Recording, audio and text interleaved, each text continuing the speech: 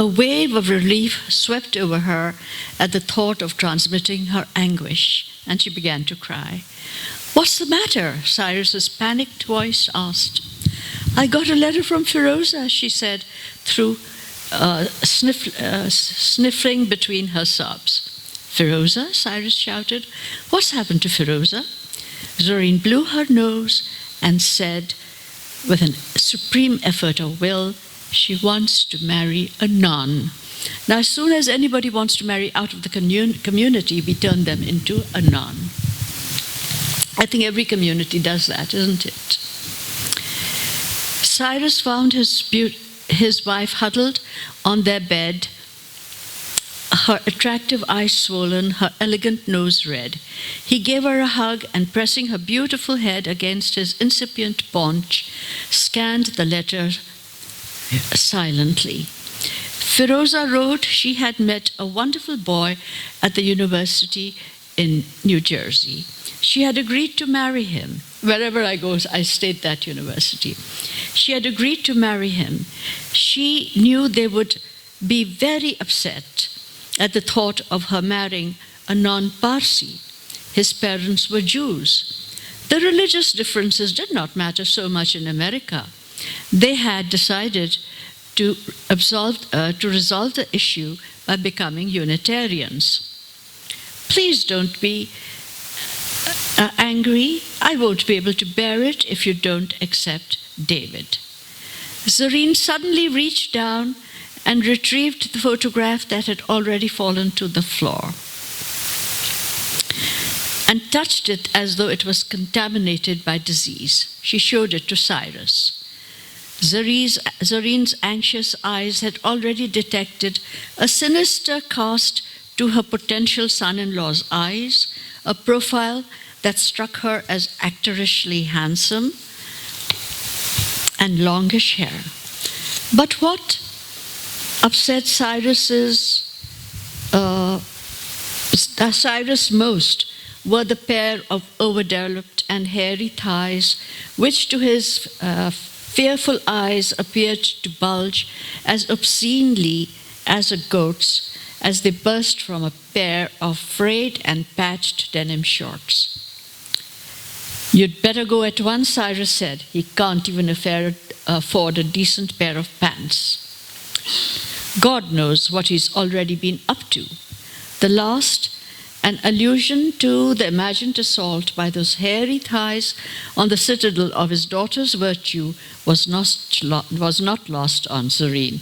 "I don't think I should have subjected you to this." Okay.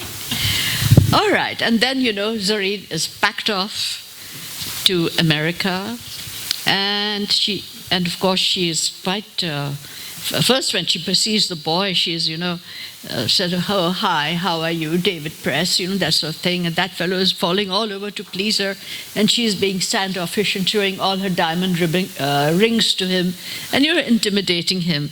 And that's how she eventually manages to, tries to break it up. I'll leave you to read the book. I think that's about all the reading we can do for today.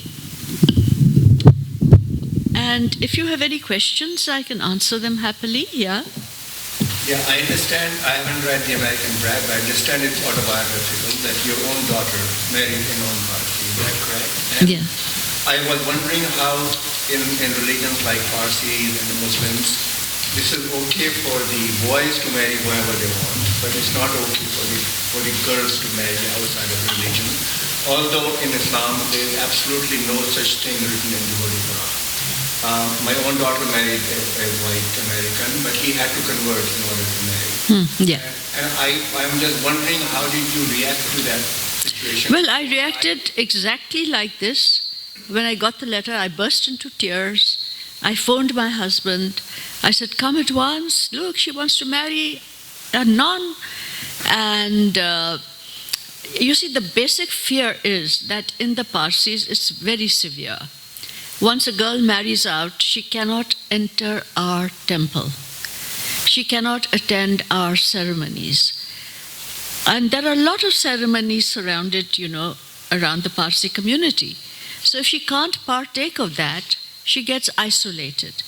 And that is why my fear for that child, not that she was wanting to marry out of the community, but the fear that she won't be able to participate in community matters, that she won't be able to go into our temple, that she won't be part of the community. And that gave me that big fear and made me burst out crying. Afterwards, I could analyze this. Otherwise, Zarathustra, a prophet, never wrote, you can't marry out. He had allowed conversion. But when we came to India, we promised we wouldn't convert, we wouldn't do this, we wouldn't, whatever it was we said we wouldn't do, became a sort of part of the religious ethos and not actually the religion, and became part of the practice, And the sad part was that this did come to, she got married and then she even got divorced, and she came to Lahore. And Lahore is a small community, and we were all outside celebrating outside our temple, celebrating Nowruz. And at the end of all this, one of the gentlemen gets up and says, can you define who can come to this function and who can't come? And what if a person marries out and divorces and comes? And neither my daughter nor I thought they're talking about us, It didn't occur to us. And after it was over, that man came and said, all this conversation was about you two. And then my daughter felt very, very hurt. It was a sort of assault on both of us. So in a way, this dual standard is very prevalent.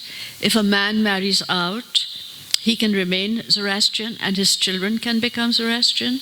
If a girl marries out, neither her children can become Zoroastrian nor she.